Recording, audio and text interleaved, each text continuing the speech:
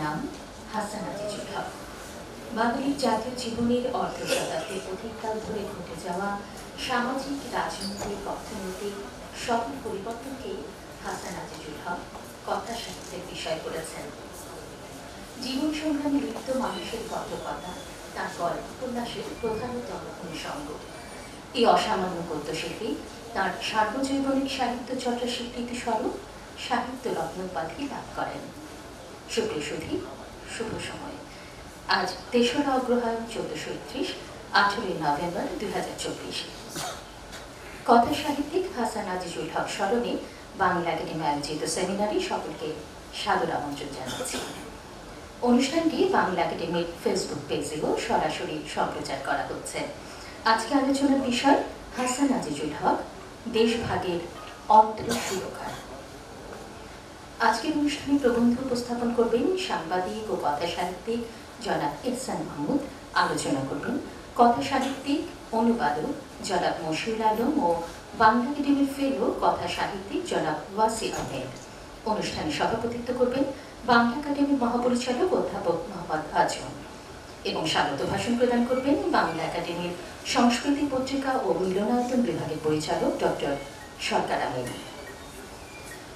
আমি এবার আজকের অনুষ্ঠানের সম্মানিত প্রবন্ধকার, আলোচকদ্বয়, সভাপতি মহোদয় এবং স্বাগত বক্তাকে মঞ্চে আসন গ্রহণ করার জন্য সবিনয় অনুরোধ জানাচ্ছি।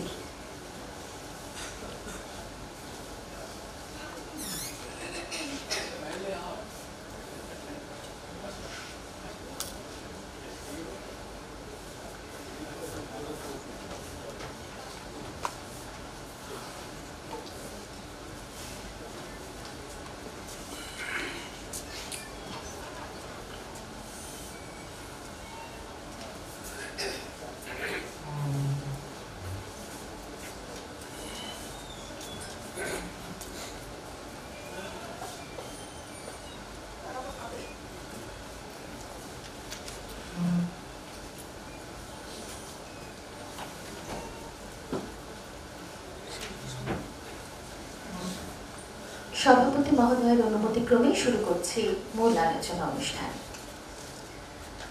বাংলা একাডেমির সংস্কৃতি পত্রিকা ও মিলনায়তন বিভাগের পরিচালক ডক্টর সরকার আমিনকে স্বাগত ভাষণ প্রদানের জন্য সবিনয় অনুরোধ জানাচ্ছি।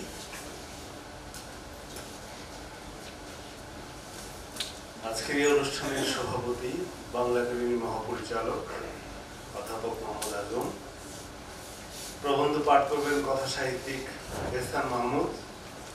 আলোচনায় আছেন কথা সাহিত্যিক মশিউল আলম, কথা সাহিত্যিক ওয়াসি আহমেদ এবং আমার সামনে যারা আছেন সুধী মণ্ডলী, আপনাদের সবাইকে বাংলা একাডেমির পক্ষ থেকে আমি স্বাগত জানাই। আপনারা এর মধ্যে জেনেছেন যে আমরা হাসান আজিজুল হককে স্মরণ করতে যাচ্ছি। তাকে আমাদের নানা কারণে স্মরণ করতে হয়, তার ব্যক্তিত্বের কারণে, তার কাজের কারণে, তার কর্মতৎপরতার কারণে। ৮২ বছর তিনি জীবন পেয়েছিলেন। এই পুরো জীবনটাকে তিনি বিনিয়োগ করেছেন আমাদের জন্য, বাংলাদেশের মানুষের জন্য, বাংলা সাহিত্যের জন্য। আমাদের কৃতজ্ঞতার কোনো শেষ নেই। আজকের এই বিষয় করা হয়েছে, আপনারা দেখেছেন যে একটা খুব ইন্টারেস্টিং বিষয়, দেশভাগের অন্ধ সুরকার। এহসান কিছুক্ষণ আগে আমার ঘরে ছিলেন আমাদের কক্ষে। আমি ওকে জিজ্ঞেস করেছিলাম যে আপনি এই শিরোনাম কেন করলেন। এহসান সংক্ষেপে যে উত্তরটা দিয়েছিলেন ব্যক্তিগত পর্যায়ে, যে হাসান আজিজুল হকের জীবনে দেশভাগের যে বেদনা, সেটা সংগীতের করুণ রসের মতোই সঞ্চারিত হয়েছে তার সারা জীবনের সাহিত্যে। আপনাদেরকে একটা ছোট্ট বিষয় বলি। তিনি রাজশাহী বিশ্ববিদ্যালয়ে চাকরি করতেন, পড়াতেন। রাজশাহী বিশ্ববিদ্যালয়ের পাশে তিনি একটা বাড়ি নির্মাণ করেছিলেন। বাড়িটার নাম হচ্ছে উজান। এবং আপনারা জানেন, একটা বাড়িকে তিনি যখন প্রথম দিন বাড়িতে উঠতে যাচ্ছেন তখন একটা সংকলন বের করেছেন বাড়িটাকে উপলক্ষ করে, এবং সেই সংকলনটি ঘটনাচক্রে আমার হাতে পড়েছিল। কোনো বাড়িকে, একটা বাড়ি, জাস্ট একটা বাড়িকে উদযাপন করা একটু শিশুতোষ কাণ্ড, কিন্তু এইসব শিশুতোষ কাণ্ডের মধ্যে কিন্তু মানুষের গভীর কোনো অনুরণন থেকে যায়। আপনারা জানেন তিনি বর্ধমান থেকে আমাদের দেশে চলে এসেছিলেন, বাংলাদেশে তৎকালীন সময়ে, কিন্তু বর্ধমান কিন্তু তার হৃদয়ের মধ্যে থেকে গিয়েছিল। ফলে এই যে বাড়িটি তিনি বানিয়েছেন, এই বাড়িটি আসলে আর কিছুই নয়, তার বাল্যকালকে খুঁজে পাওয়ার একটা চেষ্টা আমার মনে হয়েছে। কারণ একটা বাড়িকে নিয়ে এই যে উচ্ছ্বাস, তার পেছনে কিন্তু গভীর একটা মর্ম বেদনা কাজ করে। একটা বাড়ি তিনি হারিয়ে ফেলেছিলেন বর্তমানে, সম্ভবত গ্রামটার নাম ছিল জব গ্রাম। আমাদের শিশুবেলার আমরা যখন কোনো কিছু হারিয়ে ফেলি, হারিয়ে আসলে যায় না, আমাদের সঙ্গে থেকে যায়, গভীরভাবে থেকে যায়। এবং হাসান আজিজুল হকের যে শৈশবের যে গ্রাম, শৈশবের যে প্রকৃতি, এবং আপনারা জানেন যে আমাদের এই অঞ্চল এবং উনি যে অঞ্চলে জন্মগ্রহণ করেছিলেন বর্তমান, তার প্রাকৃতিকভাবে ভিন্নতা আছে, কিছুটা রুক্ষতা বোধ সম্ভবত সেখানে আছে। সেই রুক্ষতাকে কিন্তু তিনি শৈল্পিকভাবে তার লেখার মধ্যে প্রতিফলিত করেছেন। এই কারণে একজন এই অঞ্চলে বেড়ে ওঠা, বাল্যকাল যার কেটেছে বাংলাদেশে, তার রচনার মধ্যে একরকমের বাকভঙ্গি আমরা পাই। আবার যিনি বর্ধমানের মতো একটা জায়গায় তার বাল্যকাল কেটেছে, তার বর্ণনা রীতি, প্রকাশ রীতি, তার চরিত্রগুলো যেভাবে কথা বলে বা একটা গল্পকে যখন ব্যাখ্যা করেন, তার মধ্যে কিন্তু তফাৎ আছে। হাসান আজিজুল হক এই দুটো বিষয়কে ধারণ করার চেষ্টা করেছেন, আমাদের এই অঞ্চলকে এবং তার বাল্যকালের যে অঞ্চলকে, সেটাকে। কিন্তু একজন মানুষের ক্ষেত্রে যা ঘটে, একজন লেখকের ক্ষেত্রে যা ঘটে, সে তার জীবনের শুরুর সময়টাকে কখনো ভুলতে পারে না। কারণ আমরা তো জানি যে ব্যক্তিত্ব গঠনের ব্যাপারটি ঘটে যায় বাল্যকালে। এই যে বাল্যকালকে খুঁজে ফেরা, এটা কিন্তু হাসান আজিজুল হকের মধ্যে আমরা হয়তো বা ব্যাপকভাবে খুঁজে পাব। আজকের এই প্রবন্ধে আমার ধারণা এই বিষয়টি খুব বিস্তৃতভাবে বলা হবে।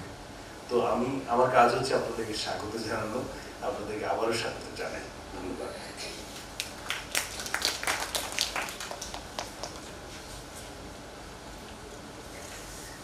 সুধীবৃন্দ, আজকের অনুষ্ঠানে প্রবন্ধ উপস্থাপন করবেন সাংবাদিক, কথা সাহিত্যিক জনাব এহসান মাহমুদ। প্রবন্ধের বিষয় হাসান আজিজুল হক, দেশভাগের অন্ধ সুরকার।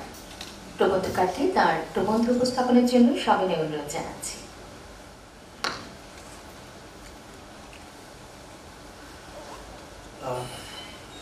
বাংলা একাডেমির আয়োজনে হাসান আজিজুল হকের স্মরণে আজকে এই প্রবন্ধ অনুষ্ঠানে আমাকে আমন্ত্রণ জানানোর জন্য আমি বাংলা একাডেমিকে ধন্যবাদ জানাচ্ছি।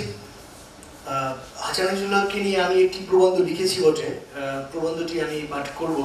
সেটি ঠিক পড়ে পড়ে শোনানো কিংবা তার আগে আমি হাসান আজিজুল হককে নিয়ে ব্যক্তিগত স্মৃতি একটু আমি বলতে চাই এই সুযোগে। সেটা হচ্ছে, আমি বাংলা একাডেমি তরুণ লেখক প্রশিক্ষণ কর্মসূচি বলে একটা বিষয় আছে, বাংলা একাডেমিতে চালু ছিল এবং আমি সেখানে ছিলাম। তো সেই সময় বাংলা একাডেমির আমরা এই ক্লাসরুমে আমরা ক্লাস নিতাম। তো এইটা ঠিক শেষের দিকে একবার হাসান আজিজুল হক ঢাকায় এলেন। সেই সময় এখন যিনি, এটা ঘটনাচক্রেই বোধ হয়, এখন যিনি এখানকার পরিচালক সরকার আমিন, কবি সরকার আমিন ভাই, এবং সেই সময় বাংলা একাডেমির মহাপরিচালক ছিলেন ফখরুদ্দিন শামসুজ্জামান খান, তিনি প্রয়াত, তিনি আমাদের মাঝে নেই। তো তারা আমাকে রিকোয়েস্ট, আমিন ভাই আমাকে বলতেছিল যে হাসান আজিজুল হকের একটা ইন্টারভিউ করা যায় কিনা। তো সেই সময় কিছুদিন আগে হাসান আজিজুল হক রাজশাহী থেকে ঢাকায় এলেন এবং ঢাকায় আসার পরে তিনি সেবার একবিংশ শতাব্দীতে রবীন্দ্রনাথ এমন একটা বিষয়ে তিনি একটা বক্তৃতা দিয়েছিলেন বাংলা একাডেমিতে।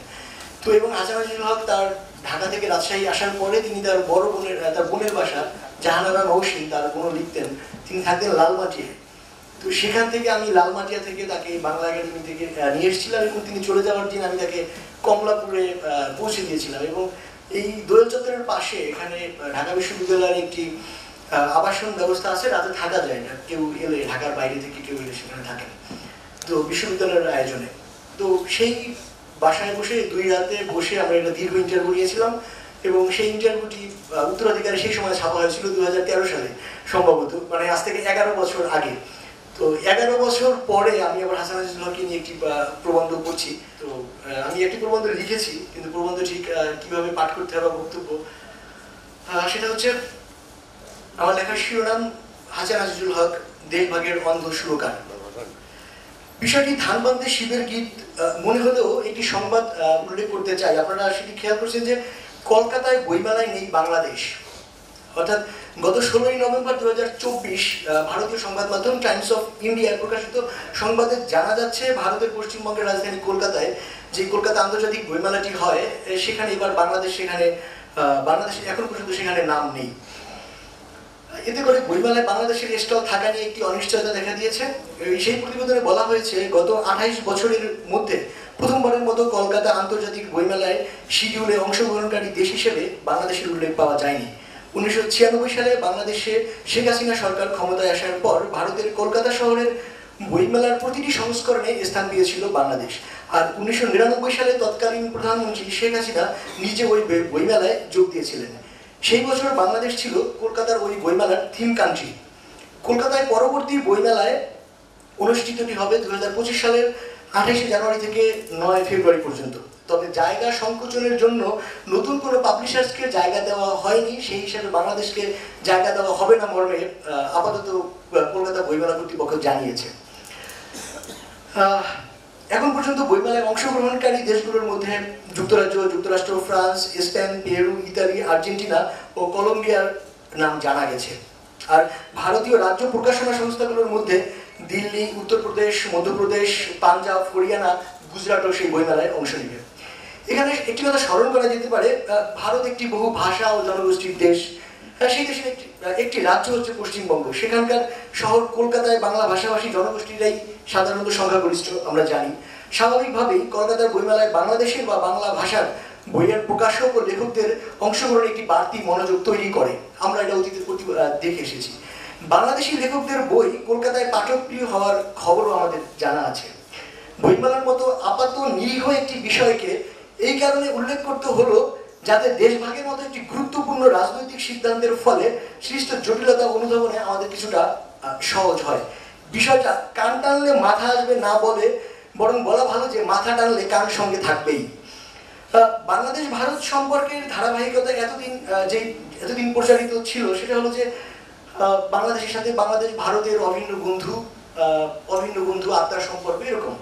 সেই জায়গায় 5ই আগস্ট 2024 পরবর্তী বেশ কিছু ঘটনাবলী দেখে এই সিদ্ধান্ত নিতে খুব একটা বেগ পেতে হবে না যে কলকাতা বইমেলায় বাংলাদেশের অংশগ্রহণ করতে না পারার সিদ্ধান্তটি নেহাত বইমেলার মতো সাহিত্যরস সিদ্ধান্ত। আজকের প্রবন্ধের বিষয় হাসান আজিজুল হক। আমি যে বক্তব্য এখানে উপস্থাপন করতে চলেছি সেই বক্তব্যের শিরোনাম নির্ধারণে বাংলা একাডেমি আমাকে একটি স্বাধীনতা দিয়েছে এবং সেই স্বাধীনতার সূত্রেই হাসান আজিজুল হককে দেশভাগের অন্ধ সুরকার হিসেবে কেন আমি সাব্যস্ত করছি আমি এখন আসলে সেটি বলার চেষ্টা করছি। 1947 থেকে 2024 দেশভাগের 77 বছর এবার আমরা অতিক্রম করলাম। 1947 সালে ভারতবর্ষ থেকে বাক্সপ্যাট্রা গুটিয়ে ব্রিটিশ উপনিবেশ চলে গেছে। এর ফলে 3টি আলাদা ভূখণ্ড 2টি রাষ্ট্র হিসাবে আত্মপ্রকাশ করলো অখণ্ড ভারতে। দেশভাগের ফলে নতুন 2টি রাষ্ট্র গঠিত হলো ভারত ও পাকিস্তান নামে। পাকিস্তানের আবার ছিল 2টি অংশ, একটি থেকে আরেকটির দূরত্ব 2204 কিলোমিটার। এই যে মাঝখানে ভারতকে রেখে দুই পাশে 2 খণ্ড পাকিস্তানি একটি রাষ্ট্র তৈরি হলো সেটিও ছিল অভিনব। পরবর্তীতে আমরা দেখব যে বর্তমান বাংলাদেশ, ভারত, পাকিস্তান এই 3 রাষ্ট্রের সম্পর্ক ও পরবর্তী রাজনীতিতে একটি বড় নিয়ামক হয়ে উঠবে দেশভাগ। দেশভাগের 4 কুশীলব ছিলেন আমরা জানি যে জওহরলাল নেহেরু, মোহাম্মদ আলী জিন্না, সিরিল র্যাডক্লিফ ও লর্ড মাউন্টব্যাটেন। আমার ধারণা এই যে আমরা আজকে দেশভাগ নিয়ে আলোচনা করছি এবং হাসান আজিজুল হককে এবং তাদেরকে আমরা কাঠগড়ায় দাঁড় করাচ্ছি, আমাদের এই আলোচনা শুনে পরকাল থেকে এই চারজন নিশ্চয়ই মুচকি হাসবেন। দেশভাগের ফলে 1,20,00,000 মানুষ স্থানচ্যুত হয়েছিল। পৃথিবীর ইতিহাসে এমন বড় বলপূর্বক অভিবাসনের ঘটনা একেবারেই বিরল। এই সময় দাঙ্গা ও সাম্প্রতিক হামলায় নিহত হয়েছে 10 লাখেরও বেশি মানুষ।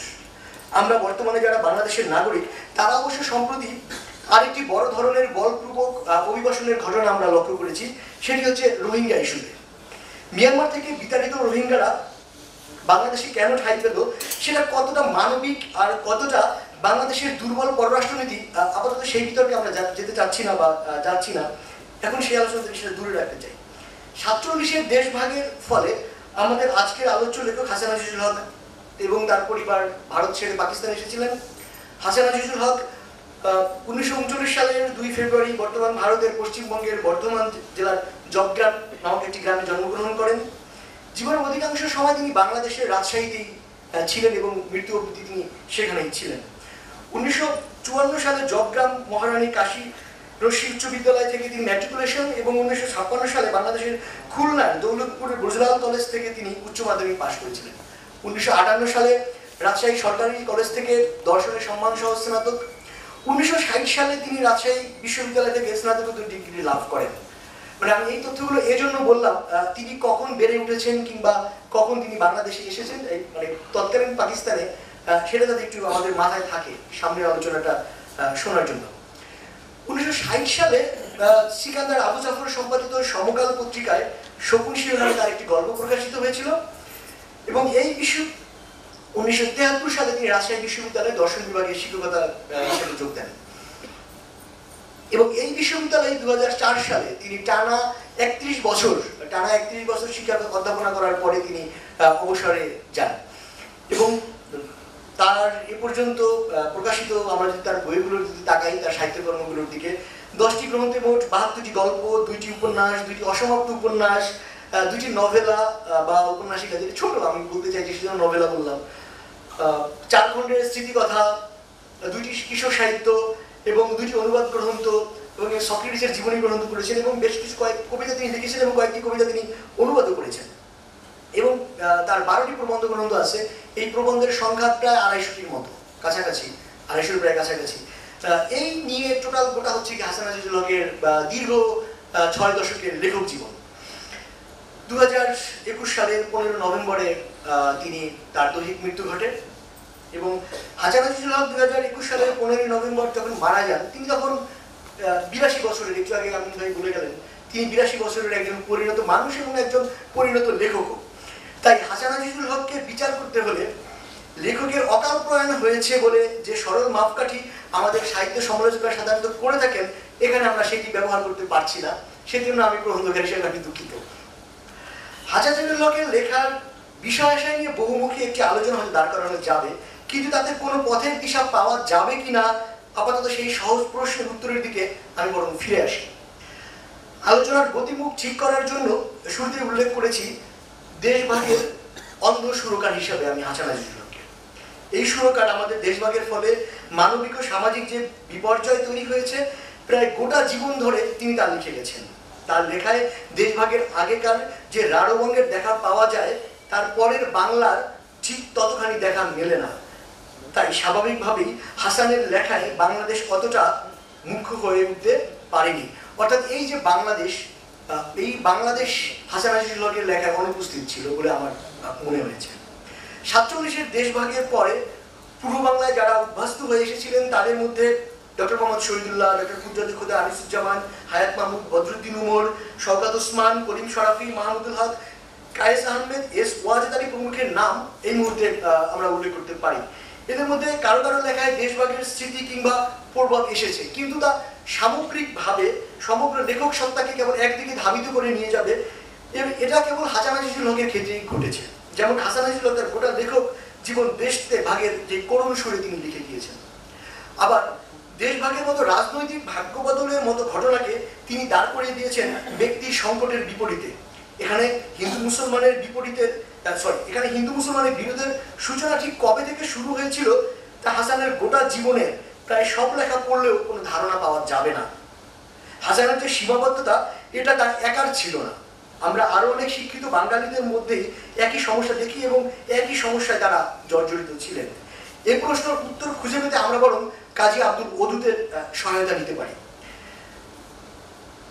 বাংলাদেশ ভারত অঞ্চলে হিন্দু মুসলমানের বিরোধের সূচনা স্বদেশী আন্দোলন থেকে, তার পূর্বে এই দুই সম্প্রদায়ের মধ্যে সম্পর্ক মধুর ছিল এমন একটি ধারণা আমাদের দেশের অনেক শিক্ষিত ব্যক্তির, কিন্তু ইতিহাস অবশ্য ভিন্ন কথা বলে। গত 20 শতাব্দীর প্রারম্ভে ফরিদপুরে ও যশোরে মুসলমান চাষি ও নমশূদ্রদের ভেতরে দীর্ঘকাল ব্যাপী একাধিক দাঙ্গা হয়েছিল। তাতে সেই অঞ্চলে হিন্দু মুসলমানদের অনেকে দুই পক্ষে যোগ দিয়েছিলেন। মুঘল শাসনের শেষ ভাগে গুজরাট ও কাশ্মীরে যে দুটি ভীষণ সাম্প্রদায়িক দাঙ্গা হয়েছিল, সিরাতুল মুতাহাকিরিনে তার উল্লেখ আছে এইভাবে: সম্রাট ফররুখ শিয়ার সিংহাসনের আরোহণের সময় আহমেদাবাদে এক হিন্দু গৃহস্থ হোলির সময় তার বাড়ি উঠানে হোলির আয়োজন করেছিল। তখন হোলির সময় ভীষণ উৎসব হতো, মাতামাতি হতো। সেই ঘটনাটা এখানে, বর্ণনাটা এখানে আছে। আঙিনা সংলগ্ন ও আঙিনার অতি অল্প অংশের অধিকারী মুসলমান গৃহস্থরা তাতে আপত্তি জানালো। হিন্দু গৃহস্থ সে আপত্তি শুনল না, বলল প্রত্যেকের তার নিজের বাড়িতে সর্বময় কর্তৃত্ব আছে, অর্থাৎ যার যার বাড়িতে বসে উৎসব করার অধিকার সবারই আছে। পরের দিন পড়লো হযরত মুহাম্মদের মৃত্যুবার্ষিকী। সেই উপলক্ষে মুসলমান গৃহস্থেরা একটি গরু কিনে এনে সেই আঙ্গিনায় জবাই করলো। এতে সেই অঞ্চলের সমস্ত হিন্দু ক্ষিপ্ত হয়ে মুসলমানদের আক্রমণ করলো। মুসলমানরা পালিয়ে যে যার বাড়িতে আশ্রয় নিল। তখন সেই উৎক্ষিপ্ত হিন্দু জনতা গোহত্যাকারী কসাইয়ের সন্ধান করলো। তাকে না পেয়ে, অর্থাৎ কসাইকে না পেয়ে, তার 14 বছর বয়সের ছেলেকে এনে সেই প্রায়শ্চিত্ত স্বরূপ সেই গোহত্যার স্থানে বলি দেওয়া হলো। তখন শহরের সমস্ত বিক্ষুব্ধ মুসলমান ও আফগান সৈন্য কাজীর বাড়ি গিয়ে উপস্থিত হলো। কাজী জানতেন শাসনকর্তা দাউদ খান পনি এ ব্যাপারে হিন্দুদের পক্ষ নিয়েছেন, তাই তিনি এদের মুখের উপরে দরজা বন্ধ করে দিলেন। তারা উত্তেজিত হয়ে কাজীর বাড়ির দরজা ভাঙল এবং কাজী গোপনে ইঙ্গিত দিলেন তারা শহরের হিন্দু দোকানপাট যাতে ভাঙচুর করে। অচিরেই কপুরচাঁদ নামক আরেক হিন্দু রত্নবণিক তিনি লোকজন এবং অস্ত্রশস্ত্র নিয়ে মুসলমানদের পাল্টা হামলা করলো। বেশ টানা কয়েকদিন এভাবে হামলা চললো। শেষে শাসনকর্তা মুসলমানদেরই বেশি দোষী সাব্যস্ত করলেন। কাশ্মীরের দাঙ্গার ঘটনাটি এর কিছুকাল পরে ঘটে। সেখানকার আব্দুল নবী ওরফে মাহাতাবি খা ভয়ানক হিন্দু বিদ্বেষী হয়ে ওঠেন। এই অরাজকতার কালে একদল ভব ঘুরে উচ্ছৃঙ্খল মুসলমান জুটিয়ে তাদের সেখানে শাসনকর্তা এবং কাজীর কাছে প্রস্তাব করলো এই বলে যে হিন্দুদের আর কোনো সম্ভ্রম সূচক যানবাহন কিংবা তাদের বস্ত্রাদি ব্যবহার করতে দেওয়া যাবে না, এমনকি বাগান ও স্নানের ঘাটও তাদের জন্য নিষিদ্ধ করা হবে। তখন বাদশাহ যা হুকুম কাশ্মীরে তাই চলবে। বলা বাহুল্য এতে মাহাতাব খা সন্তুষ্ট হলেন না। এরপর তার কাজ হলো সুবিধা পেলেই হিন্দুদের আক্রমণ করা ও তাদের উপর অত্যাচার করা। একদিন সাহাবরায় নামক জনক সম্ভ্রান্ত হিন্দু এক বাগানে উৎসব করছিলেন। সেই নিরপরাধ লোকদের উপরে তার দলবল নিয়ে হামলা করলো, যাতে পারলে যথেষ্ট মানুষ খুন এবং জখমের শিকার হলেন। সাহাবরায় পালিয়ে গেলেন। সেই অঞ্চলে কোনো হিন্দু বাড়ি আর বাদ গেল না, সব বাড়িতে আগুন দেওয়া চললো। যে সমস্ত মুসলমান এই হতভাগ্যদের জন্য দু কথা বলতে এলেন তাদেরও খুন জখম করা হলো। এই মাহাতাবি খার দলের সঙ্গে কাশ্মীরের রাজপুরুষেরা পেরে উঠলেন না, তারা পালিয়ে গেলেন। তাদের আসতে তখন হলো অকাথ্য অত্যাচার। জয়ী হয়ে মাহাতাবি খা স্থানীয় জুমা মসজিদে নিজেকে দিনদার খা, অর্থাৎ ধর্মরক্ষক দিনদার বলে নিজেকে ঘোষণা দিলেন এবং শাসন কাজ চালাতে লাগলেন। কারণ এখন এই প্রবণতা কিন্তু এখনো আছে, নিজেকে কোনো অবস্থাতেই ধার্মিক হিসেবে ঘোষণা করে দিলেই কিন্তু আর সব আপনার মাফ হয়ে যায়।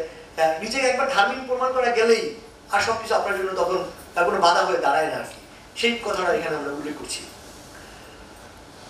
রাজপুরুষদের একজনের চক্রান্তে মাহাতাব খা ও তার 2 শিশুপুত্র নিহত হলে তার দল উৎকট হত্যাকাণ্ড চালালো। প্রায় 3000 লোক তাদের হাতে মারা পড়লো। তার অধিকাংশই মোগল। কয়েক মাস ধরে এই দাঙ্গা চলে। আমি এই ঘটনাটা এই জন্য উল্লেখ করলাম প্রাসঙ্গিক বলেই, হিন্দু মুসলমানদের সম্পর্ক বুঝতে, মানে এই ঘটনাটা আমাদেরকে একটু সাহায্য করবে।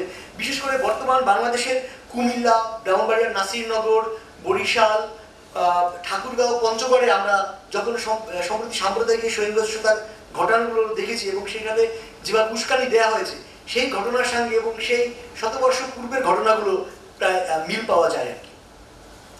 এবার আমরা আবার একটু আমি হাসান আজিজুল হকের প্রসঙ্গে যদি আবার আনি, আমি কেন এই কথাটি বললাম। হাসান আজিজুল হক, আমরা আগেই বলেছি যে হাসান আজিজুল হক এপারের লোক নন, ওপারের রাঢ়বঙ্গের মানুষ। দেশবাগীর পরিপ্রেক্ষিতে এখানে এসেছেন, থাকতেন, রাজশাহীতে বসবাস করতেন, রাজশাহী বিশ্ববিদ্যালয়ের দর্শনের অধ্যাপক।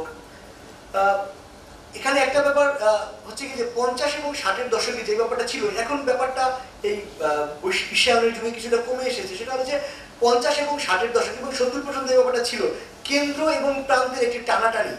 মানে কেন্দ্রে না থাকলেই লেখক হওয়া যাবে না, সাহিত্যিক হওয়া যাবে না, কোনো কিছুই হওয়া যাবে না, এবং প্রান্তে থেকে সেটা কিভাবে করবেন। তো সে জায়গায় সেক্ষেত্রে ঢাকায় না এসে তিনি কিভাবে কবি লেখক হেবেন। এই যে ঢাকামুখীদের একটা ভাবনা ছিল, যারা ঢাকায় থাকবেন তাদের একটা ভাবনা ছিল যে আমরা ঢাকায় থাকি, রাজধানীর বাইরে যারা আছে তারা কিভাবে এটা করবে। কিন্তু হাসান আজিজুল হক কি করে ঠিক ঢাকার বাজারে পাত্তা পেলেন? কিন্তু তিনি ঢাকায় ছিলেন না, মানে হাসান আজিজুল আজীবন রাজশাহীতে ছিলেন, কিন্তু তিনি ঢাকার বাজারেও ভালোই পাত্তা পেয়েছেন, মানে ঢাকার শিল্প সাহিত্যের বাজারে যদি ওই অর্থে বলি। এখন কেন তিনি পাত্তাটি পেলেন, এটা শুনতে, এটার উত্তর আমরা যদি একটু খুঁজি, সুযোগ সন্ধান করি, এটা উত্তরটা আমি একটু শেষে দিই, এটা শুনতে খুব ভালো লাগবে না, এটা জবাবটা আমরা সব শেষে আজকে আলোচনা করব। আরেকটি বিষয় হচ্ছে কি, হাসান আজিজুল হককে কেউ কেউ গল্পের রাজপুত্র বলে ডাকেন। তাহলে সহসাই আরেকটি প্রশ্ন কিন্তু চলে আসে, সেটা হচ্ছে তাহলে রাজা কে? যেহেতু রাজপুত্র আছে, তাহলে রাজা তো নিশ্চয়ই আছে। আমরা কি গল্পের রাজা তো কাউকে আমরা বলছি না, তাহলে রাজপুত্র একটা অভিধা আমরা তাকে দিচ্ছি ঠিকই।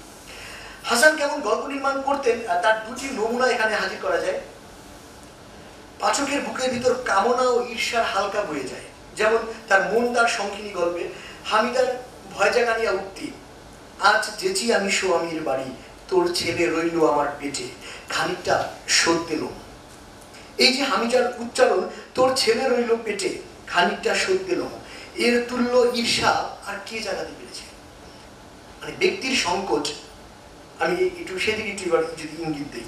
আবার আত্মচাও একটি করবি গাছ, যেটি হাসান আজিজুল হকের বহুল আলোচিত। হাসান আজিজুল হকের যে বেশি, আমার মনে হয় যে লেখকের যে কোনো গল্প বা তার সাহিত্যকর্ম যদি বিখ্যাত হয়ে থাকে, আমার ধারণা তার এই গল্পটি, লেখকের যে ওই গল্পটি নামে তিনি বেশি পরিচিত। আমরা সেই গল্পটা যদি একটু তাকাই, আত্মজা একটি করবি গাছ গল্পের কথা যদি আমরা বলি, এখানে ইনাম কে কিংবা সুহাস যে চরিত্র, সুহাস শেষ পর্যন্ত কি করলো? বুড়ো বাবাটা, যে বুড়ো বাবা বাহিরে বসে পাহারা দিচ্ছেন, সেই বুড়ো বাবাটা কাঁদছে কেন? কিন্তু করবি গাছের সঙ্গে আবার আত্মজার কি সম্পর্ক এই বৃদ্ধ বাবার? এখন আমাদের মাথায় বাজতে থাকে একটি বিষয়, সেটি হচ্ছে এখন তুমি কাঁদতিস, এখন তুমি কাঁদতিস, এখন তুমি কাঁদতিস। এই সংলাপের সঙ্গে আমরা মেলাতে পারি, একটু মনে করে দেখেন টেকনাফের কাউন্সিলর ইকরাম, আপনাদের অনেকেই হয়তো মনে আছে, বা আমি আপনাদের আবার মনে করে দিতে চাই। টেকনাফের কাউন্সিলর ইকরাম তার সন্তানের কণ্ঠ, আব্বু তুমি কান্না করতেছো যে? র্যাবের ক্রসফায়ারে খুন হওয়ার আগে পরিবারের সদস্যদের সঙ্গে এটা ছিল তার ইকরামের শেষ কথোপকথন।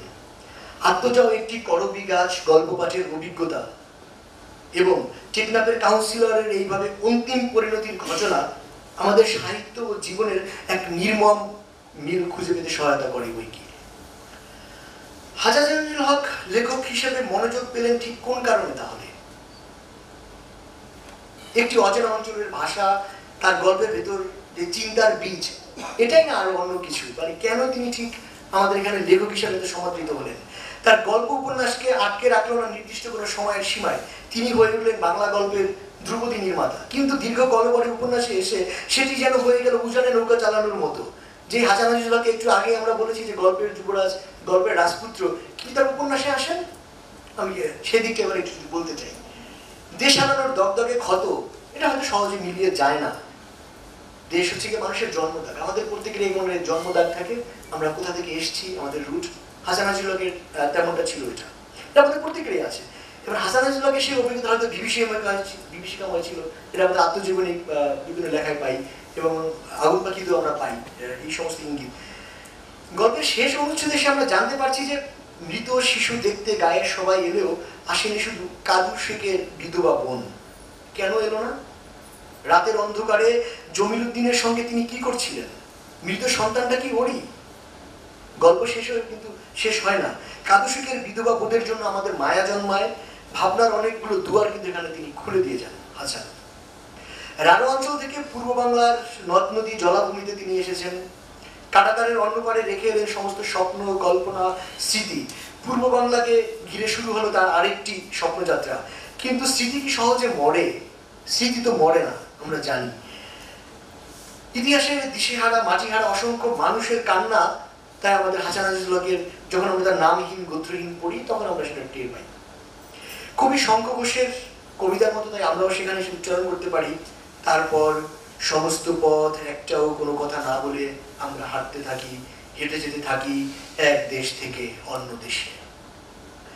আমি এখানে দেশভাগ নিয়ে আর দুইটা উপন্যাসের নাম উচ্চারণ করবো। যে হাসান আজিজুল হকের যে দেশভাগ, আগুন পাখি তার উপন্যাস, তার লেখালেখির একদম আমি বলবো যে শেষ প্রান্তে এসে 3 দশক লেখার পরে তিনি এসে আগুন পাখি নামে তার প্রথম উপন্যাসটি প্রথমে লিখলেন 2005 সালে, একটি পত্রিকা ঈদসংজ্ঞার লেখা হিসেবে ছাপা হয়েছিল, তারপর একবার সেটি বই আকারে ছাপা হয়েছিল। এখন এই আগুন পাখি নিয়ে অনেক কথা আছে আমাদের এখানে, যে আগুন পাখি হচ্ছে যে দেশভাগের একটি মহাকাব্যিক আখ্যান। সো এখন হাসান আজিজুল্লাহকে কেন এত বেশি মনোযোগ পেলেন সেই উত্তরটা আমি শেষে বলবো, যেহেতু তিতা কথা। আর হচ্ছে যে এই আগুন পাখি আসলে কতটা মহাকাব্যিক উপন্যাস এটা বুঝতে সহায়তা করার জন্য আমি ঠিক তুলনা করতে চাই বাংলা সাহিত্যের আরো দুটো উপন্যাসের সাথে, তাহলে ঠিক বোঝা যাবে যে আগুন পাখি ঠিক কতটা মহাকাব্যিক উপন্যাস। অতীন বন্দ্যোপাধ্যায়ের নীলকণ্ঠ পাখির খোঁজে উপন্যাসের 4টি সিরিজ রয়েছে, আপনারা জানেন যারা পড়েছেন অতীনকে। প্রথম পর্ব নীলকণ্ঠ পাখির খোঁজে, দ্বিতীয় পর্ব মানুষের ঘরবাড়ি, তৃতীয় পর্ব অলৌকিক জলযান, তবে মহাকাব্য বিশেষ আর মানুষের ঘরবাড়ি, এবং চতুর্থ পর্ব হচ্ছে ঈশ্বরের বাগান। নীলকণ্ঠ পাখির খোঁজে যদি কি আমরা এটাকে মহৎ উপন্যাস বলি, আবার তাহলে অলৌকিক জলযান হবে মহাকাব্য বিশেষ। তেমনি মানুষের ঘরবাড়ি সোনার কিশোর জীবনের অবিনাশী আখ্যান, শেষ পর্ব হচ্ছে ঈশ্বরের বাগান। এখানে আছে দেশভাগ জনিত উদ্বাস্তু পরিবারের সংগ্রামী বিষয়, অভিনব সব চরিত্রমালা এবং পটভূমি, সব জীবনের রোমাঞ্চকর অভিযানের লৌকিক অলৌকিক উপলব্ধি পুষ্ট খণ্ডিত বঙ্গের অখণ্ড বর্ণমালা। আরেকটি উপন্যাস আমি এখানে বলতে চাই, প্রফুল্ল রায় কেয়াপাতার নৌকো। কেয়াপাতার নৌকো উপন্যাস প্রফুল্ল রায়, এটি বেশ পুস্তক হিসাবেও বেশ মোটা কলেবর বালিশের মতো, সেই হিসাবে যদি আমরা বলি। পদ্মা মেঘনা ধলেশ্বরী, শত জলধারায় বহমান অজস্র নদী, খাল বিল অফুরান শস্যক্ষেত্র, নানা বর্ণময় পাখি ফুল বৃক্ষমালা। সেদিনের এই পূর্ব বাংলা ছিল, আমাদের পূর্ব বাংলার ঘিরে আমাদের যেই সিনারিও, যে আমাদের বাংলা সবুজ স্বচ্ছ সুবলা সমলা আমরা যেটা বলে থাকি আর কি, সেটা তাদের মধ্যে সেখানে আমরা জানি যে এই পূর্ব বাংলায় হিন্দু মুসলমান পাশাপাশি দুটি গোত্র ছিল, পাশাপাশি দুটি জাতি ছিল, এবং সেদিনের পূর্ব বাংলা নিসর্গের মতো ছিল। হিন্দু মুসলমান দুই সম্প্রদায়ের পাশাপাশি ছিল, তাদের মধ্যে অনেক সময় মতান্তর নিশ্চয়ই ঘটেছে এবং মনান্তর ঘটেছে আশা হয়তো, কিন্তু তবে সেই সময় কোনো তীব্র বিদ্বেষ ছিল না। এই পটভূমিতে লেখা হয়েছে হচ্ছে গিয়ে কেয়াপাতার নৌকা নামের উপন্যাসটি। সেই উপন্যাসের যে পটভূমি, সেখানে বিনু নামের এক বালকের বেড়ে ওঠা। সেই বিনু তিনি হচ্ছে গিয়ে তখন আবহমান যে কাল, সেই সময়কার উপন্যাসের যে বর্ণনা, স্নিগ্ধ বাংলা, সেই সময় দ্বিতীয় মহাযুদ্ধ চলছে, আস্তে আস্তে গোটা ভারতবর্ষ উত্তাল হয়ে উঠছে। আমাদের এখানে নিজেদের এখানে যুদ্ধ হয়নি, কিন্তু আমরা তো যুদ্ধের সৈন্য সাপ্লাই দেওয়া থেকে শুরু করে সব জায়গায় আমাদের এখানে ব্যবহৃত হতো। এদেশে যুদ্ধ হয়নি, কিন্তু আমেরিকান এবং ব্রিটিশ সৈন্য ছেয়ে গেল চারিদিক, তাদের হাতে ছড়িয়ে পড়ল নানা ধরনের বিষ, এলো কালোবাজারি, মজুদদারি, মানুষের তৈরি কৃত্রিম খাদ্যাভ্যাস, দুর্ভিক্ষ, মূল্যবোধের চরম বিনাশ, লক্ষ লক্ষ মানুষের অনাহারে মৃত্যু। এক সময়ে যুদ্ধ শেষ হলো, ইংরেজদের 200 বছরের শাসনেরও অবসান হলো, এখান থেকে চলে গেল। তার আগেই মূলত আরম্ভ হলো দাঙ্গা, ইংরেজরা যাওয়ার আগে, ঠিক 46 থেকে 47 ইংরেজরা চলে যাবে, সিদ্ধান্ত হলো তারা চলে যাবে, যাচ্ছে, সেই আলাপচারিতা শুরু হলো। ঠিক সেই সময় শুরু হলো দাঙ্গা। হিন্দু মুসলমানের মধ্যে এতকালের সম্পর্ক যেটি ছিল সেটি ছিন্ন ভিন্ন হয়ে গেল। তখন দুই সম্প্রদায়ের মধ্যে শুধু ঘৃণা, অবিশ্বাস, চরম শত্রুতা, বিষ বাষ্পে ছেয়ে গেল দশ দিগন্ত। দাঙ্গায় খুন হলো হাজার হাজার মানুষ, লুট হলো অসংখ্য তরুণী, পুরে ছাই হলো বন্দর নগর শত সহস্র জনপদ। তখন শুধু হত্যা, রক্তপাত, ধর্ষণ। দাঙ্গার পরেই ঠিক দেশভাগ। আমরা যে শুরুতে বলেছিলাম বিনুর গল্প, বিনুর বেড়ে ওঠা, সেই বিনুর প্রিয় নারী ঝিনুক সেই সময় ধর্ষণের শিকার হয়। একদিকে নিজের জাতীয় জীবনে মহাসংকট, অন্যদিকে ঝিনুককে নিয়ে বিনির ব্যক্তিগত জীবনের এই যে টানাপোড়েন, এই যে অভিঘাত, মূলত এসব নিয়ে লেখা হয়েছিল কেয়াপাতার নৌকো। এখন তাহলে হাসান আজিজুল হকের উপন্যাসের যে জার্নি, সেটা যদি আমরা বলি আগুন পাখি, তাহলে সেটা কেন আমরা মহাকাব্যিক উপন্যাস বলছি? সেটা তো দেশভাগের প্রেক্ষিতে সেটা লেখা। রানো বাংলায় জন্ম নেওয়া হাসান আজিজুল হক 1947 সালে দেশভাগের সকল প্রশ্নের উত্তর খুঁজতে চেয়েছেন নিজের লেখা চরিত্র চিত্রণের মধ্য দিয়ে। তার লেখায় অনুসন্ধান করে চলেছেন দেশভাগ, যা নিজের ফেলে আসা রানো অঞ্চলের যাপিত জীবন, উদ্বাস্তু জীবন, দেশভাগ এই অভিজ্ঞতাকে পুজো করে তিনি লিখলেন সমুদ্রের শীতের স্বপ্ন, আত্মজয় একটি করবী গাছ, জীবন ঘষে আগুন, নামহীন গোত্রহীন, পাতালে হাসপাতালে, রানবঙ্গের গল্প, দেশভাগের গল্প, আগুন পাখি এবং সবশেষ তার উপন্যাস যেটা ছিল সাবিত্রী উপাখ্যান। হাসানের গল্প মেধহীন এবং তার মর্মস্পর্শী বর্ণনাভঙ্গি, আমরা বলি যে তার গদ্য হচ্ছে কি কাব্যের মতো গদ্য আমরা যেটা বলি, সেটা তিনি ছিলেন। তিনি হয়তো এই জন্য তিনি প্রসিদ্ধ ছিলেন। কিন্তু এরকম লেখক তো বাংলা সাহিত্যে আরো অনেক ছিলেন, কিন্তু হাসান কেন এত আলাদা মনোযোগ পেলেন? মানে কেন হাসান আজিজুল্লাহকে দেশভাগ নিয়ে লেখাই কেন বিশেষ ভাবে সমাদৃত হচ্ছে আমাদের এখানে, সেই কথাটা আমি বলবো।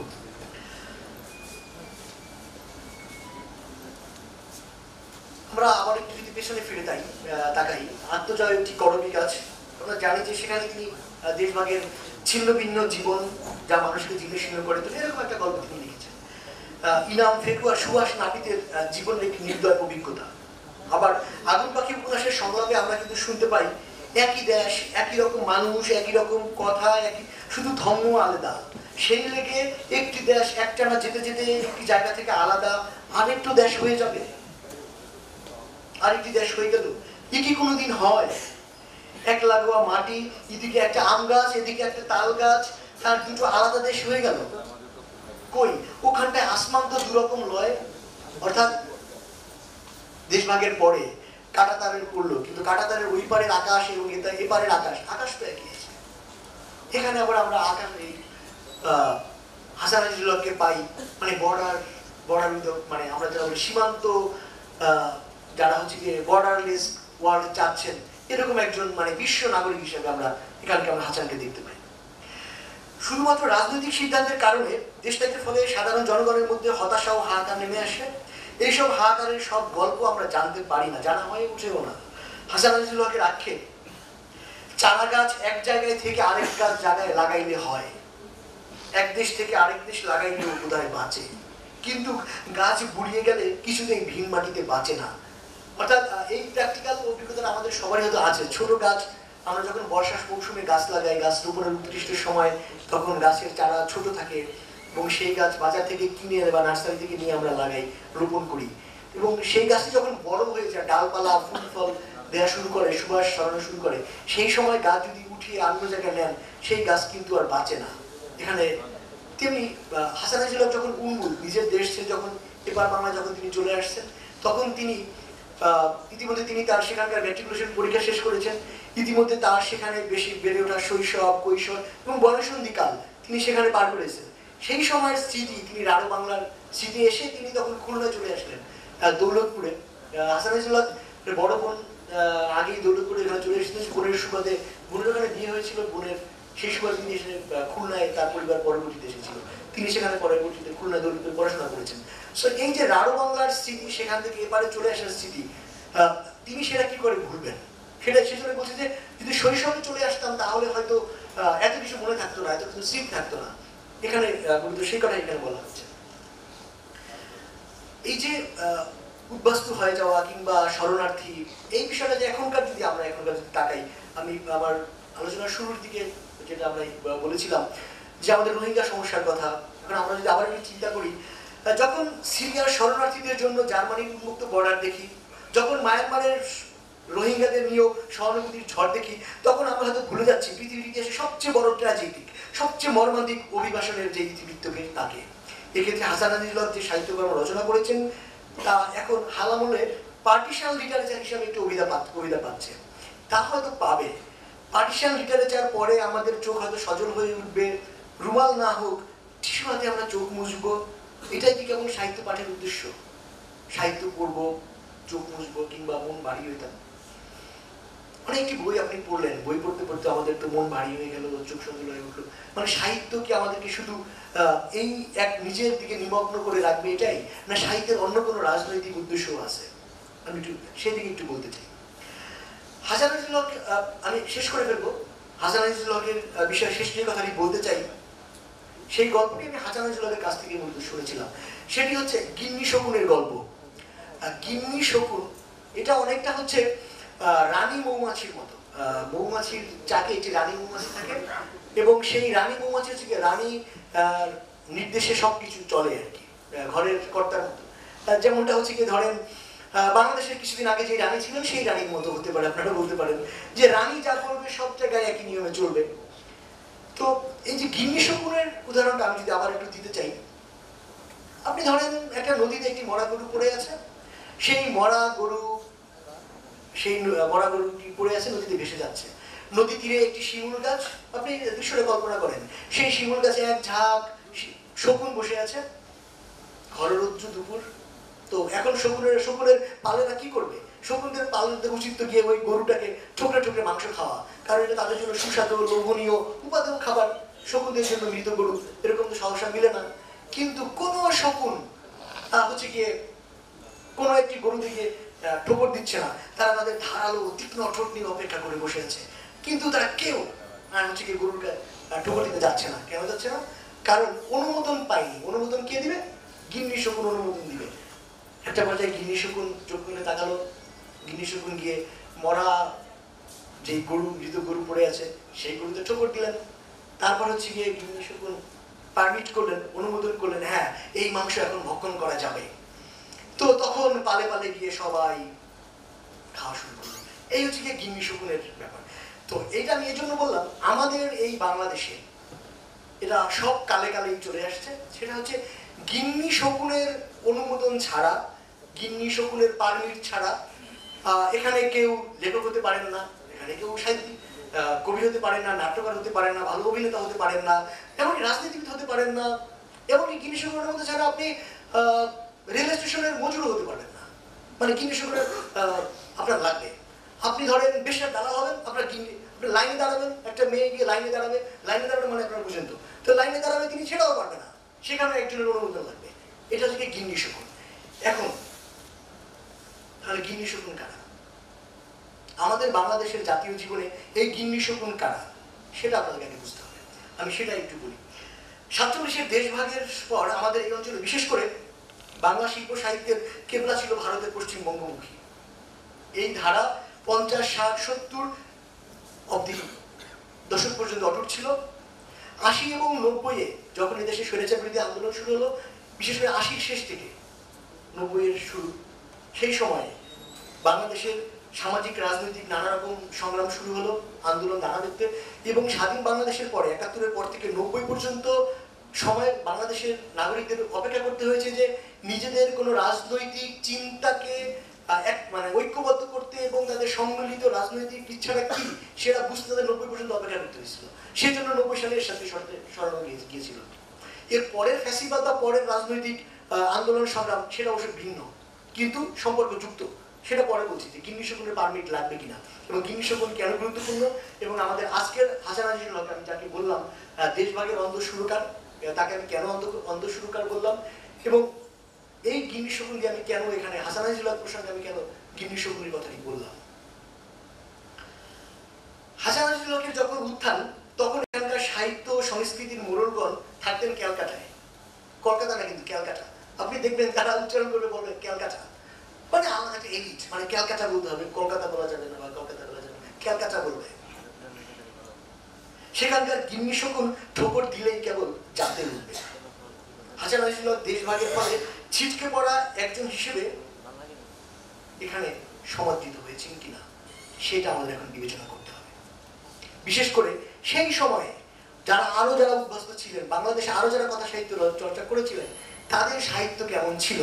সেক্ষেত্রে হাসান আজিজুল হক তিনি যা লিখেছেন তার তুলনা আপনারা চিন্তা করেন মাহমুদুল হক কিংবা ধরেন আমাদের আখতারুজ্জামান ইলিয়াস, আমি এই দুজনের নামই বললাম, আর কারো নাম না বললাম।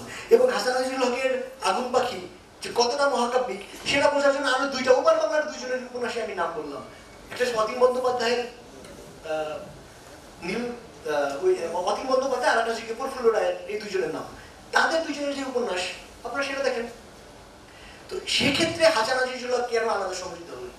কিংবা ধরেন আমাদের এখানে আবরুশদের মতো কথা সাহিত্যিক ছিলেন, এখানে এরপরে ধরেন শওকত ওসমানের মতো লেখক ছিলেন, এখানে ধরেন শওকত আলীর মতো কথা সাহিত্যিক কিছুকাল আগে এখানে মারা গেলেন। কই, মানে তারা কেন সমর্থিত হননি? তার মানে হচ্ছে কি তাদের দুর্ভাগ্য, তারা কোনো গিন্নি শকুনের দেখা পাননি।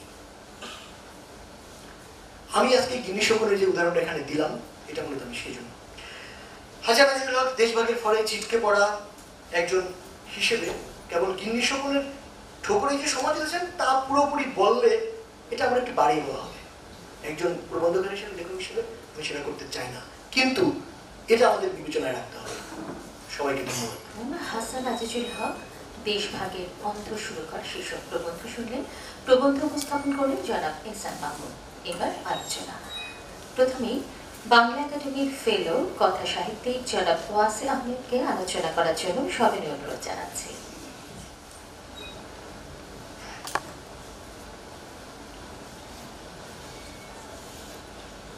আজকের অনুষ্ঠানের সভাপতি, মাননীয় মহাপরিচালক, মূল বক্তা, আলোচক, স্বাগত বক্তা এবং সুধীমণ্ডলী,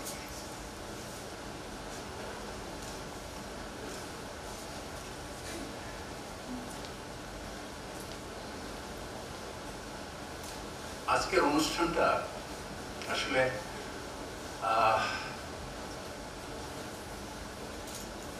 আপনারা সবাই জানেন যে হাসান আজিজুল হকের মৃত্যুবার্ষিকী উপলক্ষে এখানে চেষ্টা করছি। তো আমার একটা ধারণা ছিল যে এখানে হাসান আজিজুল হকের লেখালেখি নিয়ে একটু বিস্তৃত পরিসরে আলোচনা হবে। আলোচনা হয়েছে, আমি বলবো না যে বিস্তৃত পরিসরে আলোচিত হয়নি। এহসান মাহমুদ আমাদের আজকের অনুষ্ঠানের মূল বক্তা। তার প্রবন্ধের শিরোনামটি হচ্ছে হাসান আজিজুল হক দেশভাগের অন্ধ সুরকার। অন্ধ সুরকার কথাটা কিন্তু আমার কানে পাচ্ছে।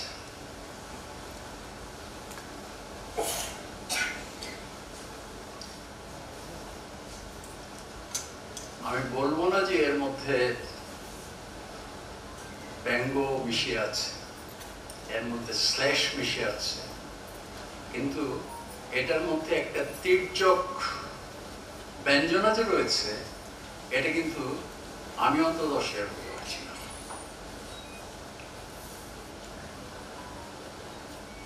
আপনি যখন একজন অন্ধ মানুষকে রাস্তায় দেখেন,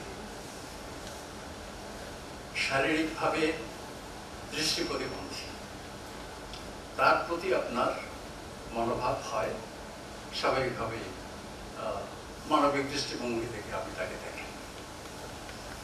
আপনি যখন একজন শিল্পীকে, লেখককে যখন আপনি অন্ধ করেন, তখন ব্যাপারটা হয়ে যায় তার অন্তর্গত দৃষ্টিহীনতা।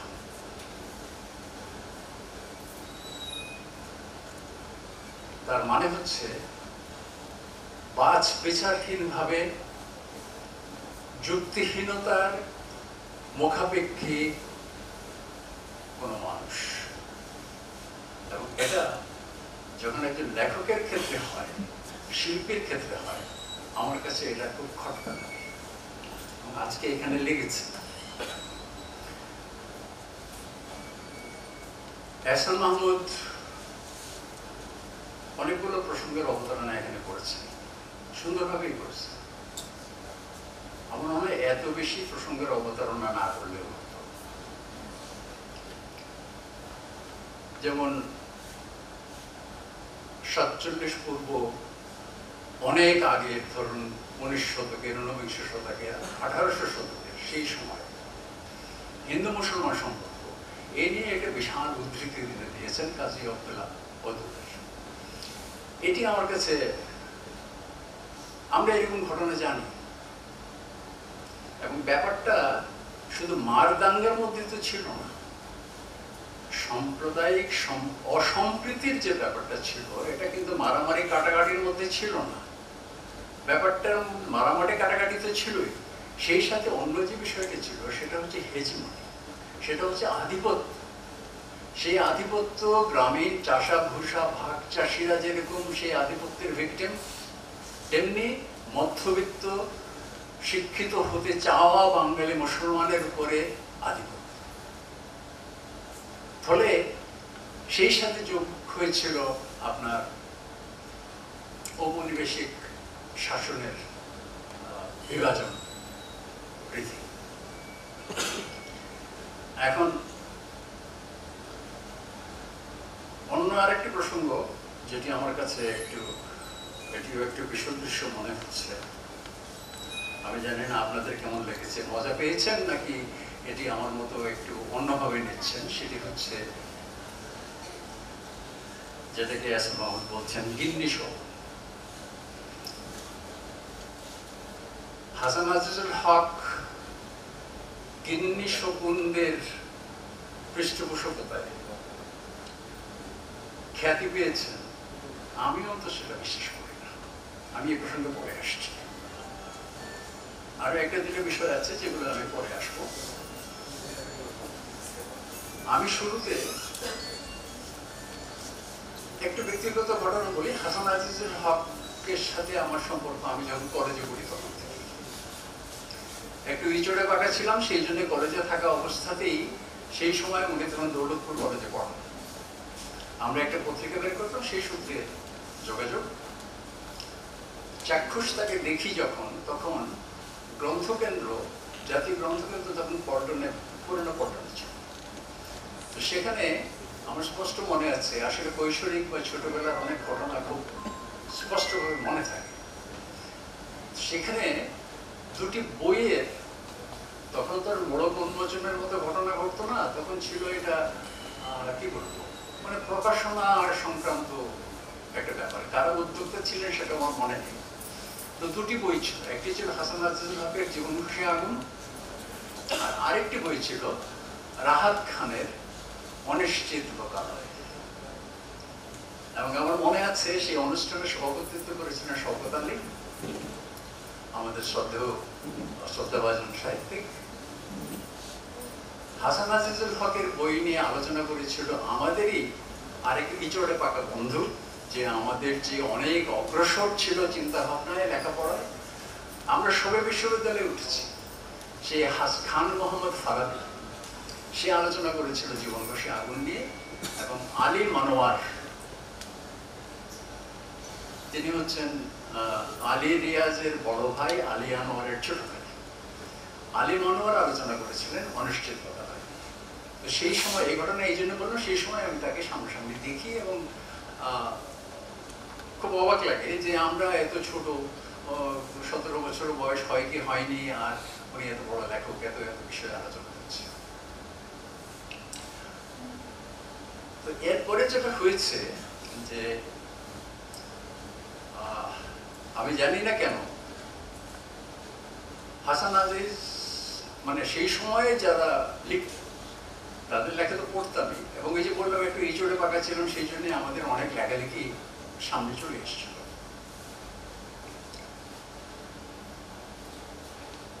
শকুন গল্পটা যখন পড়ি, প্রথম পড়াই কিন্তু খুব একটা বুঝতে পারি।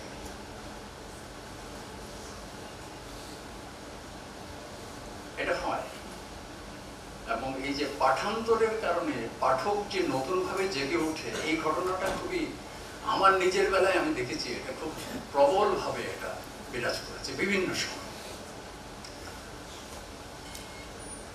আমার কাছে একটা জিনিস খুব অবাক লেগেছে, যে শকুন গল্পটা হাসান আজিজুল হক যখন লিখেছিলেন তখন তার বয়স কত?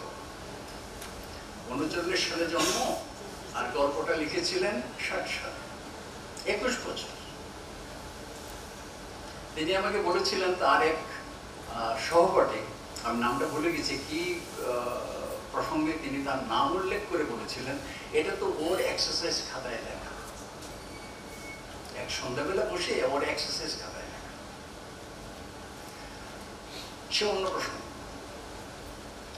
আমি যেটা বলতে চাচ্ছি যে লেখকের প্রস্তুতির যে ব্যাপারটা, প্রস্তুতি নানান ভাবে হয়। কারো ক্ষেত্রে এরকম হয় যে আমি কি লিখবো, কেন লিখবো, সেটার মীমাংসা করে লিখতে বসেন অতি সচেতন কেউ। কেউ কেউ আছেন যারা লিখতে লিখতে প্রস্তুতি নেন, আবার বড় লেখক যারা, তারা সেই প্রস্তুতিটাকে ক্রমান্বয়ে ধীরে ধীরে আরো ছাড়িয়ে যাওয়ার, অতিক্রম করার চেষ্টা করেন। সব ক্ষেত্রে সফল হন তা নয়, কিন্তু চেষ্টা করেন। হাসান আজিজুল হকের ব্যাপারে যেটা আমার কাছে বেশ অন্যরকম লাগে সেটা হচ্ছে তার প্রস্তুতি পর্ব। বিশেষ করে প্রস্তুতি পর্বের এই গল্প শকুন, যেটা 21 বছর বয়সে লেখা, আমার কাছে বিস্ময়কর লাগে যে এটা এমন এক গল্প যে গল্পে তিনি প্রস্তুতির সমস্ত তোড়জোড়ি সম্পন্ন করেননি। তিনি তার সামনে সারা জীবনের সাহিত্যের যত আয়োজন সমস্ত কিছু মুঠো পাকিয়ে ছিল এবং তিনি সেই আয়োজনটা দেখতে পাচ্ছেন। গল্পটা কি? খুব সরল বয়ান, তার ট্রেডমার্ক ভাষার ব্যাপারটা এখানে আছে। সন্ধ্যা হয় বা সন্ধ্যা নেমেছে এমন সময় গ্রামের কিছু বিত্তহীন পরিবারের ছেলেপেলে, বালক কিশোর বয়সী, তারা একটা শকুনকে ধরে ফেলে। হতে পারে শকুনটি অসুস্থ ছিল বা রাত কানা ছিল। তো তারা একটা খেলার জিনিস পেয়ে এই শকুনকে নিয়ে নিষ্ঠুরতায় মেতে ওঠে। শকুনের ডানা টেনে, তার পালক ছিঁড়ে, তারা যত ধরনের নির্মমতা সম্ভব তারা করতে থাকে। একাধিক কারণে তারা এটা করে। প্রথমত শকুনের দুর্গন্ধ তাদের গায়ে, উৎকট গন্ধ তাদের গায়ে লাগে। তাদের নিজেদের গায়েও কিন্তু প্রচুর দুর্গন্ধ আছে, কারণ এরা একেবারে বিত্তহীন ঘরের হাওয়াতে ঘরের ছেড়ে। কিন্তু শকুনের দুর্গন্ধ তাদের সহ্য হয় না। দুই হচ্ছে, একে তাদের ভূতের মতো মনে হয়, ভয় পায়। কিন্তু ভয়কে উজিয়ে তারা আবার তার উপরে হামলে পড়ে। তখন তাদের মনে হয় এই শকুনের চেহারাটা, এটা তাদের গায়ের সুদখোর মহাজন অঘোরবষ্টম কি অঘোরবষ্টমের চেহারার সাথে মিলছে। শ্রেণী এখানে চলে আসছে। তো যাই হোক, তারা নানান অত্যাচার নির্যাতন করে নিজেদের ঘরে ফিরে যায় এবং লেখকের বর্ণনা মতে খিদে পেটে ওই অচৈতন্য অবস্থায় ঘুমায়। গল্পের কিন্তু এখানে শুরু, যদিও এরপরে গল্পে আছে মাত্র 4 লাইন। পরদিন ভোরবেলা কি দেখা যায়? ভোরবেলা দেখা যায় শকুনটা মরে পড়ে আছে। এবং হাসান আজিজুলের লেখায় অনেকগুলো জিনিস আমরা পাই যেগুলো খুব খুব অনায়াসে তিনি বর্ণনা করেন। যেমন তিনি বলছেন যে চিত হয়ে পা উপরে দিয়ে মরে আছে। আবার যেমন অন্য জায়গায় আমরা পাই যে পুরুষের লাশ সেটা চিত হয়ে পানিতে ভাসে, নারীর লাশ সেটা উপর হয়ে ভাসে। এটা অন্য প্রসঙ্গ। তো লোকজন দেখলো কি যে শকুনটা মরে পড়ে আছে, চিত হয়ে মরে পড়ে আছে। আর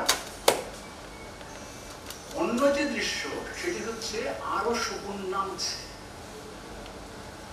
লেখক বলছেন শকুন তো শকুনের মাংস খায় না, এটা আমি জানি না, এটা হাসান আজিজুলের কথা, খেতেও পারে। কাক যে কাকের মাংস খায় তার কিন্তু প্রমাণ আছে। যাই হোক, তিনি বলছেন শকুন তো শকুনের মাংস খায় না, তারপরেও শকুন নামছে। কেন নামছে? কারণ মরা শকুনটির পাশে পড়ে আছে একটি, লেখকের ভাষায়, অর্ধস্ফুট মানব শিশু। এরই লোভে শকুনগুলো নামছে। এরপরে 1 লাইন আছে, গল্প শেষ। এখন যে ভাবনাটা আমাকে সেই সময় প্রায় অস্থির করে দিয়েছিল সেটা হচ্ছে যে শকুন যদি হয় শোষণের, ক্রূরতার, কদর্যতার, নোংরামের প্রতীক, এমন কদর্যতা যা আমাদের জীবনের হাড় মাংসে মজ্জায় সমস্ত পরিকাঠামোয় মিশে আছে, তাহলে সেই শকুনের বিনাশ তো কাম্য, যেটা ছেলেরা করেছে। কিন্তু এর বিনিময়ে কি হয়? একটা মূল্য দিতে হয়। এই দান্দিক অনুভূতিটা 21 বছর বয়সে সত্য কৈশোর উত্তীর্ণ হাসান আজিজুল মাথায় কি করে ঢুকেছিল, এটা আমার কাছে অবিশ্বাস্য লাগে। আমি বিস্মিত যে আপনি একটা জিনিস অর্জন করছেন, সেই সাথে আপনি একটা অনাগত সম্ভাবনাকে বিলিয়ে দিচ্ছেন। এই যে বিষয়টা, এটি আমি বলবো একটা বৃত্তের মতো হাসান আজিজুল্লাহকে সারা জীবন তিনি সেই বৃত্তের চারপাশে ঘুরে ফিরেছেন। এই বৃত্ত কিন্তু কেন্দ্রমুখী নয়, এই বৃত্ত নানামুখী, এবং সেই নানা মুখে তিনি চলে বেরিয়েছেন, কিন্তু তিনি বৃত্তবন্দী হননি। আমরা যদি এখানে শকুনের কথা বললাম, আমরা যদি আমৃত্যু আমরা আজীবন গল্পটিতে যাই, একটা অসাধারণ গল্প। সেটির ভাষা একটু ধ্রুপদী, একটু উচ্চকিত। সেখানে আমরা পাই একটা সাপ। এটা এমন সাপ যে সাপ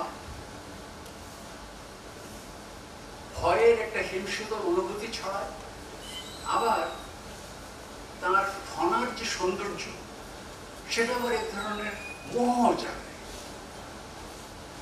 এবং এই সাপের কারণে একজন ভাগ চাষী তার একমাত্র বলদ সেটি সেই সাপের ছোবলে মারা যায়। তো ভাগ চাষীর সেই বলদ মারা যাওয়ার মানে হচ্ছে সে নিঃস্ব হয়ে যাওয়া। সে এমনও বলে যে এর পরিবর্তে যদি তার ছেলেটা মারা যেত তাহলেও তো এত দুঃখ পেত, কারণ তার বলদটা মারা যাওয়ার মানে হচ্ছে মহাজনের জমি সে আর চাষ করতে পারবে না, মহাজন জমি নিয়ে যাবে, তাকে স্রেফ না খেয়ে মারা যেতে হবে। এখন সেই সাপটাকে সে একবার দেখে, এবং এই সাপটার প্রতি স্বাভাবিকভাবেই তার সমস্ত ঘৃণা বিদ্বেষ সমস্ত কিছু সত্ত্বেও সে জন্য সাপের দিকে তাকায়। সে কিন্তু দৃষ্টি সোজা সাপের দৃষ্টির সাথে রাখতে পারে না, নিজের চোখটা নামিয়ে দেয়। এটা এক ধরনের কি বলবো, এক ধরনের খুব অদ্ভুত একটা মোহনীয় মহজাগানীয় নিষ্ঠুরতা, যেটা সাপের ফনার মধ্যে রয়েছে। তারপরে আমি ছোট করে বলছি, তার ছেলে যখন সেই সাপটিকে কোদাল দিয়ে আঘাত করে অন্য একটা ঘটনায়, আঘাত লাগাতে পারে না, তখন সেই ছেলেকে বলে এদেরকে মারতে পারবি না, এদের মারা যায় না। নিয়তির সাথে আপনি যুদ্ধ করতে পারেন, কিন্তু নিয়তিকে তো আপনি চ্যালেঞ্জ করতে পারেন না যে এই মুহূর্তে আসো আমি তোমাকে ফেস করব। আমাদের জীবন হচ্ছে সেই এমন একটা অনির্দিষ্ট একটা শক্তির চক্রের মধ্যে বাস করা, যে চক্রটাকে আমরা দেখতে পাচ্ছি না, কিন্তু আমরা জানি এটার অনিশ্চয়তা। এটা হচ্ছে সেই সাপ। পরে কি হয়, লেখক একটু রসিকতাও করেছেন। এক পর্যায়ে সেই ভাগ চাষী ক্ষিপ্ত হয়ে যখন সেই সাপকে আরো একটা অবস্থানে সে যখন সাপকে আঘাত করে, তখন সেই সাপ কি করে, সে দয়া করে তার লেজের 8 আঙ্গুল লেজ রেখে যায়, মানে কূপে 8 আঙ্গুল লেজ ফেলে, কিন্তু সাপটাকে হত্যা করা যায়। এখন এটার মধ্যে সিনিসিজম থাকতে পারে, এর মধ্যে এই যে পরাজয়, এই পরাজয় কিন্তু চূড়ান্ত পরাজয় নয়, কারণ এই ঘটনাগুলো মানুষের এই দ্বান্দ্বিক প্রক্রিয়া এই জিনিসগুলো ঘটতেই থাকে। এবং হাসান এই কাজটি করেছে, সারা জীবন ধরে তিনি এই কাজটি করেছেন। গল্পের তিনি কি বলবো, আখ্যানের বর্ণনায় তিনি জানতেন, তিনি একটা খণ্ড দৃশ্যমান জগতের একটা খণ্ডচিত্রকে নিয়েছেন, নিয়ে সেটা আলো ফেলেছেন, এবং একেবারে সেই আলো দিয়ে তলানিটুকু পর্যন্ত দেখতে চেয়েছেন, সেই জীবনের শুরু থেকে, লেখালেখি শুরু থেকে। সেই জন্য হাসান আজিজের একজন বড় লেখক। আমাদের ছোট্ট দেশে, আমাদের ছোট্ট মানসিকতায়, আমাদের সমস্ত কিছুই ক্ষুদ্রতার মধ্যে তিনি একজন বড়। কে তোয়াক্কা করলো কে না সেটা কিন্তু উনি তোয়াক্কা করেননি, তিনি সেই দৌলতপুরে বসে বসেই লিখেছেন। শকুন গল্প তিনি লিখেছিলেন 60 সালে, সেটা ছাপা হয়েছিল সিকান্দার আবু জাফরের সমকাল মধ্যে। সেটার প্রথম রিভিউ কিন্তু কলকাতা থেকে কেউ করেননি। প্রথম রিভিউ করেছিলেন খানসরওয়ার হোসেন, প্রথম অনুবাদ করেছিলেন আলী আনোয়ার। ভালো অনুবাদ নয়, খুবই সাদামাটা অনুবাদ, কিন্তু এটাকে উপস্থাপন করার একটা দায়িত্ব তখন তারা নিয়েছিলেন সেই সময়। সেই সময় আমাদের বুদ্ধি বা লেখাপড়া জানা মানুষের সংখ্যা কত ছিল, এবং এই ধরনের লেখা পড়া এবং সেটাকে মান্যতা দেওয়ার কজন মানুষ ছিল সারা দেশে? হাসান আজিজুল কিন্তু ওই জায়গায় থেকেছে 60 দশক।